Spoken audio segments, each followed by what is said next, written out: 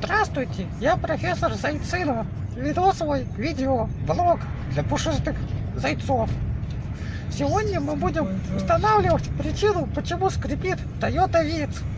Наверное, потому что на ней есть опасность. Ничего, мы миновали.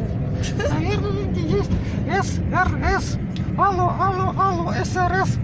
Там песня такая музыкальная. Вот поэтому и скрипит из-за СРС.